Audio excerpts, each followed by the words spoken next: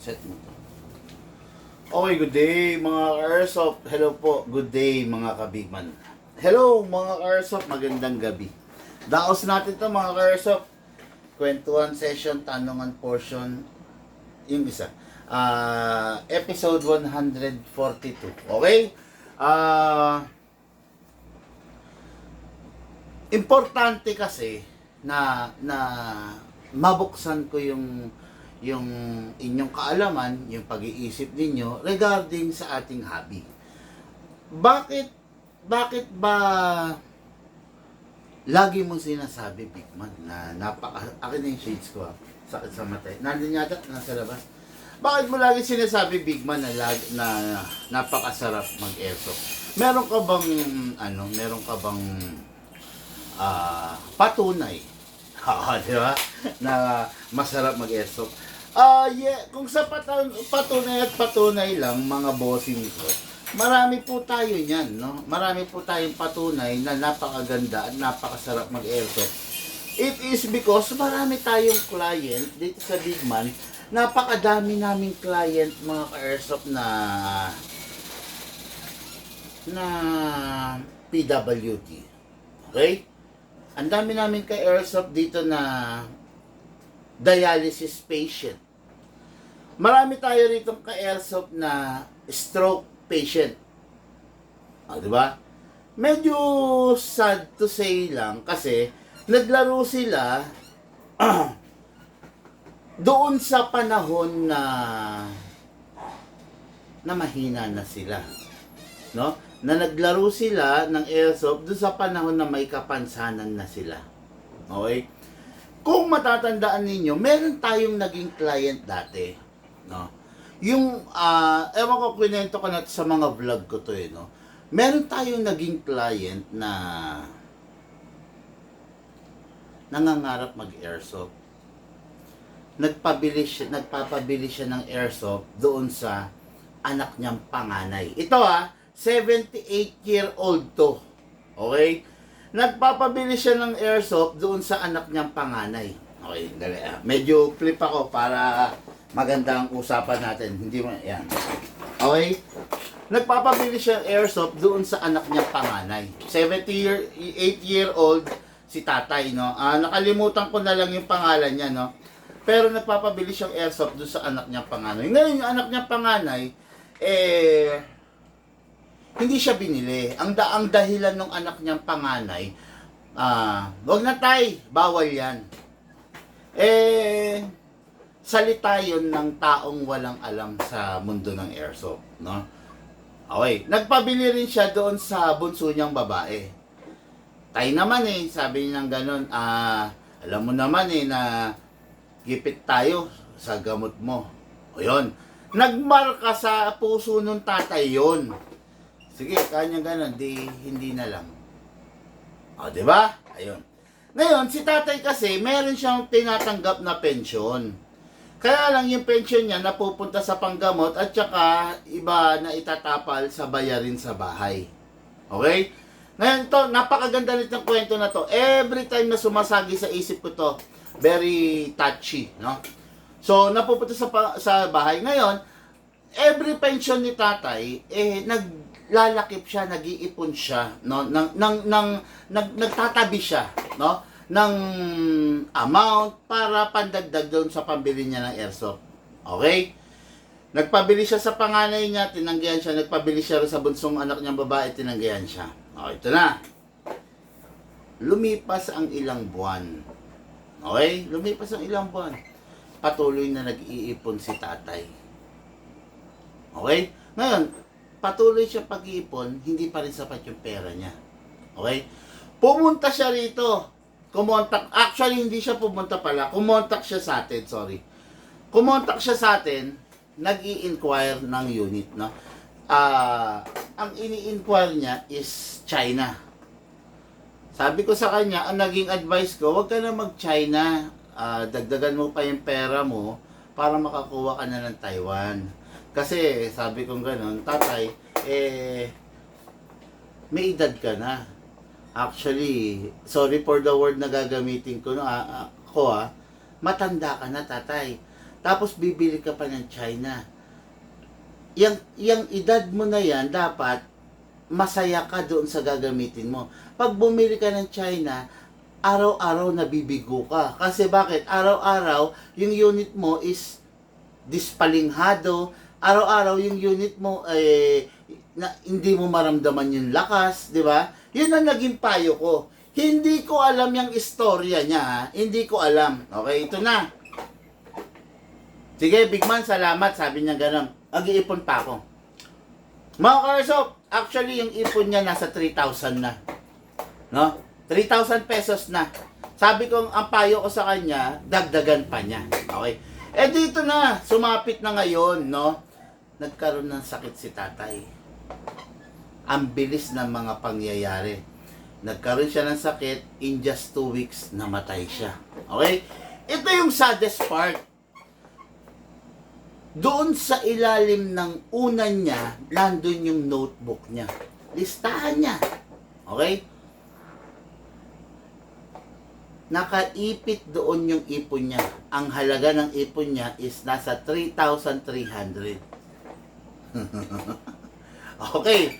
Ipon niya yun, ha? 3,300. Ito rin nakaka-touch, no? Nandun sa notebook, nakalagay, pambili ko ng airsoft kay Big Man.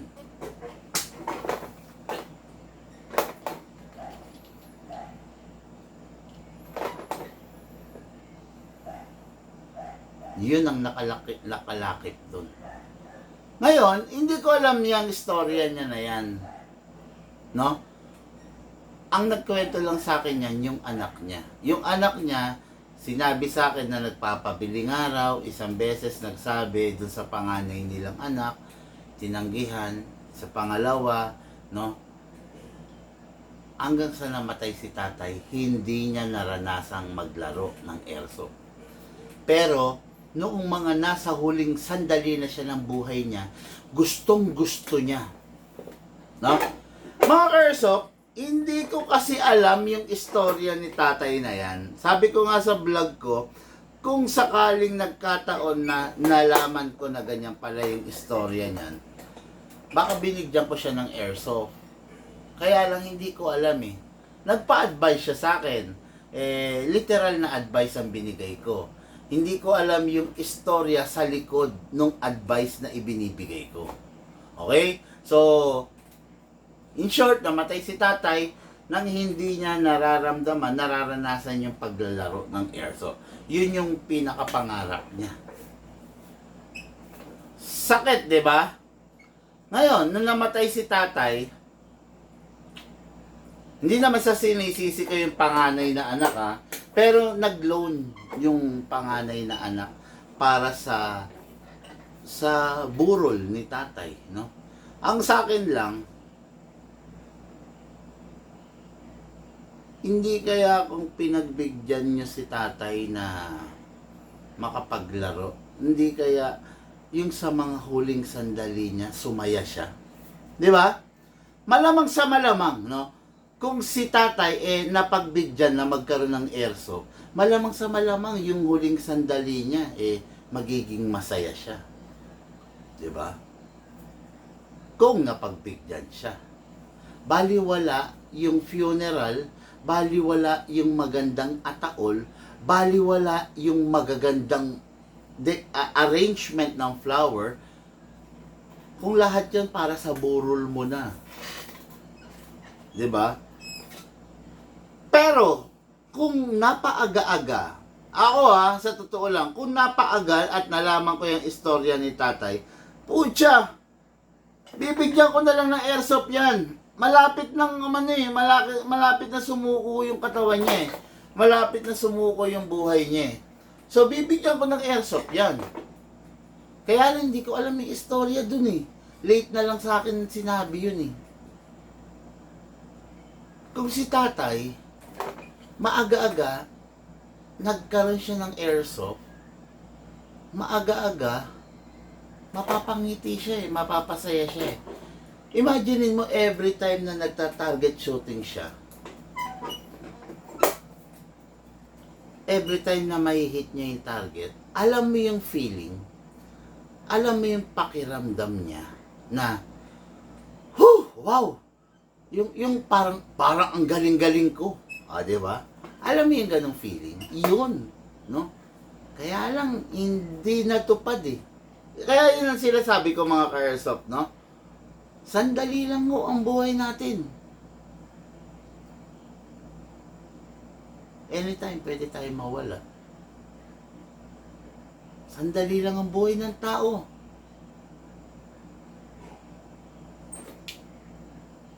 Kahit ano pwede mangyari. Nangangarap ka mag-airsoft, go ka!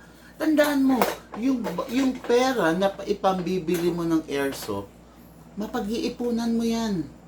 Madidiskartehan mo yan. Yung pera na ipambibili mo ng airsoft, mapagtatrabahuhan mo yan. Pero, yung moment na tiniis mo yung sarili mo at hindi ka naglaro ng airsoft, yun yung moment na hindi mo kayang bilhin. Di ba? Kailan ka maglalaro ng airsoft? Pag iika-ika ka na, pag masasakit na yung tuhod mo, yung siko mo, yung braso mo, doon ka ba maglalaro ng airsoft? Kailan ka maglalaro ng airsoft?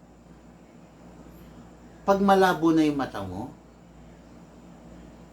Kailan ka maglalaro ng airsoft? Pag na-stroke ka na?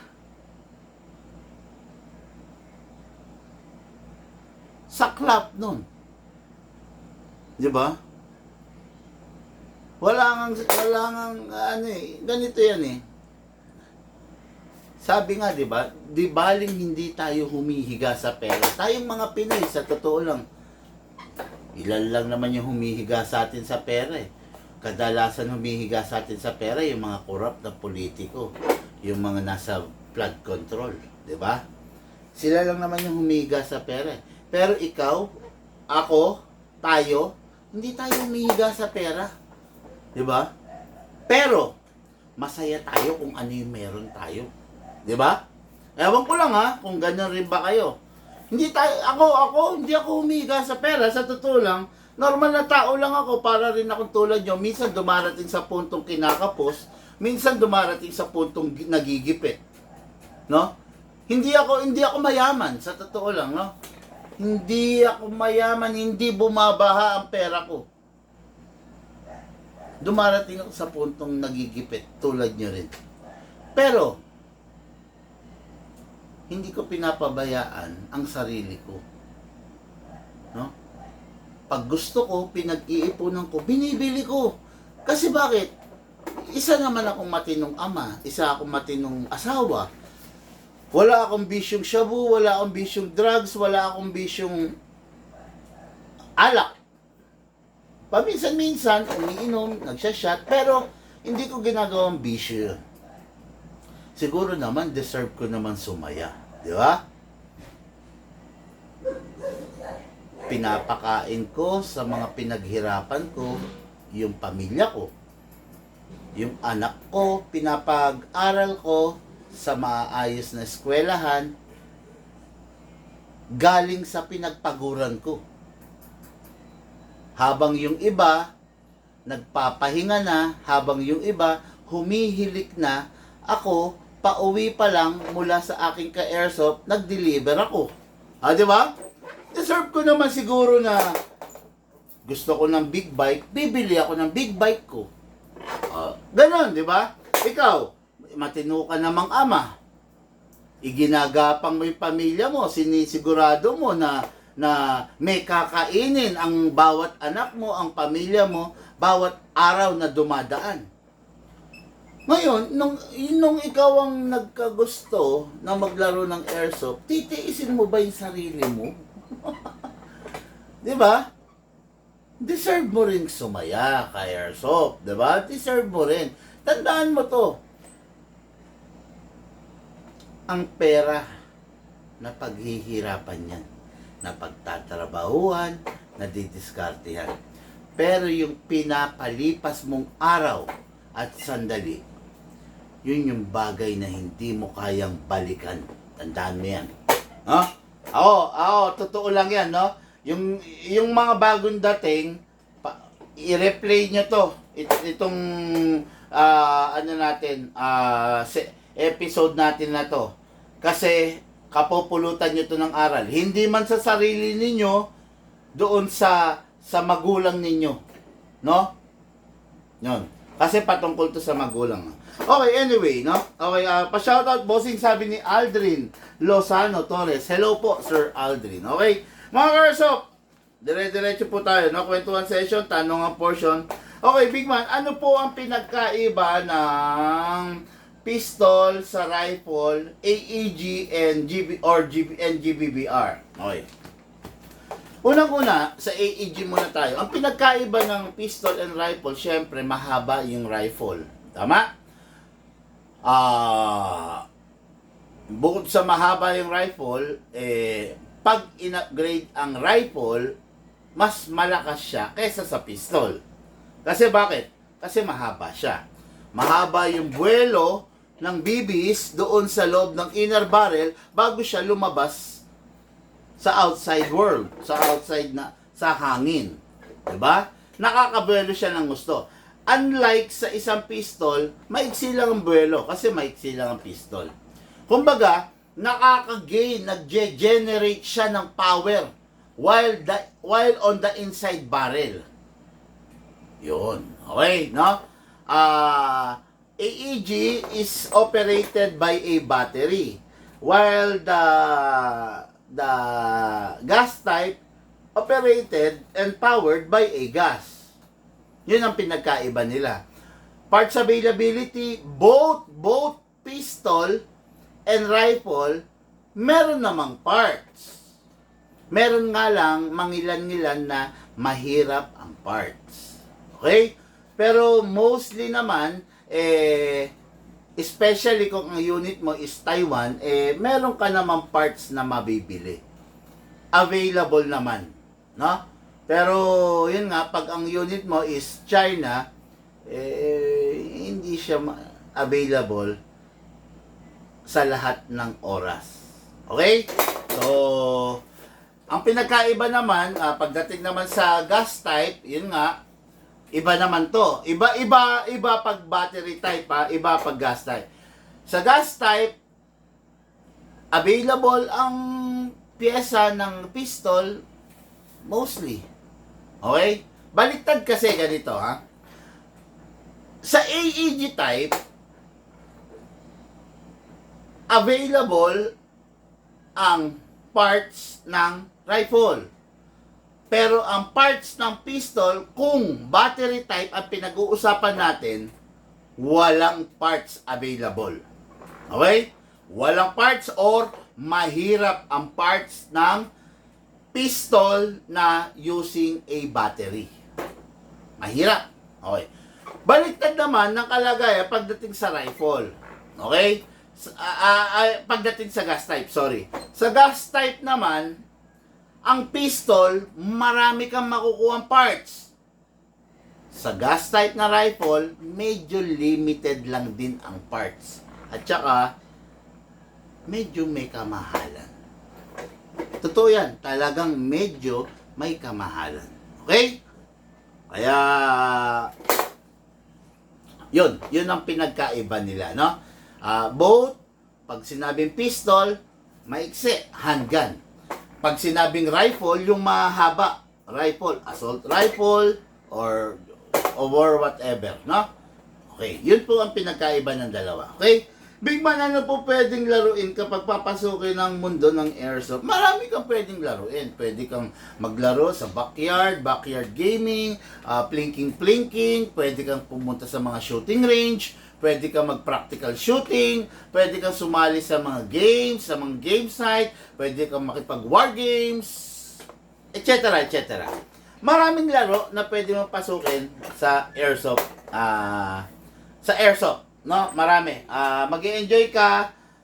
Lahat yan pwede mong pasukin. Basta masigurado lang na yung papasukin mong game is fit yung unit na gagamitin mo. For example, okay, halimbawa makikipaglaro ka, let's say war games. Okay. Ang venue natin dun sa abandoned school. Yan, abandoned na school, ha. So, ibig sabihin, pag abandoned school, medyo limitado. Di ba? Limitado yung area, may mga pintuan, may mga bintana na pwede kang pasukin, may mga hagdan, di ba? Merong malaking hagdan, merong maliit na hagdan, may makipot na iskinita. Ibig sabihin, in short, maliit yung venue. Gagamit ka ba ng malaking rifle? Di ba? Hindi magiging effective yung malaking rifle sa maliit na venue. Doon pumapasok yung sinasabi ko na depende sa paggagamitan mo. Kailangan ibabagay mo yung unit mo doon sa paggagamitan mo. Okay? Okay. Next question tayo. Ano tayo? Hindi. Okay. Halimbawa naman, sorry, hindi pala next question ha. Halimbawa, maglalaro naman kayo sa mga jungle, sa mga rice field, sa mga open area, sa mga forest. Doon kayo maglalaro. Huwag kang gagamit ng maiksing rifle. Huwag kang gagamit ng CQB kasi mabibitin yun. Diba? Ang gagamitin mo is yung mahabang rifle. Yun, pag ganun ang ginamit, pag ganun ang ginawa mo, yung unit mo is fit doon sa venue, sa terrain ng pinaglalaroan mo, the best yan. Walang iniwan, ganito yan. Ganito ha. Halimbawa mga ka-airsoft, aakyat tayo ng bundok. Magte-trail tayo. Okay? Anong motor ang dapat mong gamitin? Di ba trail bike? Dirt bike? Di ba? Halimbawa, aakyat tayo ng bundok, mabato. Tama bang gamitin mo Yamaha Mio? Di ba? Halimbawa, aakyat tayong bundok, tama bang gamitin mo Yamaha NMAX? Hindi ba kawawa yung Yamaha NMAX or Mio or Honda Beat or, di ba? In short, gagamit ka ba ng scooter kung ang pupuntahan natin bundok? Hindi, di ba? Pero kung ang gamit mo doon sa trail, sa pag-akyat sa bundok, dirt bike, ay naku po. Di ang saya-saya mo, di ba? Kasi bagay na bagay yung gamit mong unit dun sa pupuntahan mo. Tama ba ako? No. Ito ha. Ngayon, ang ano naman natin,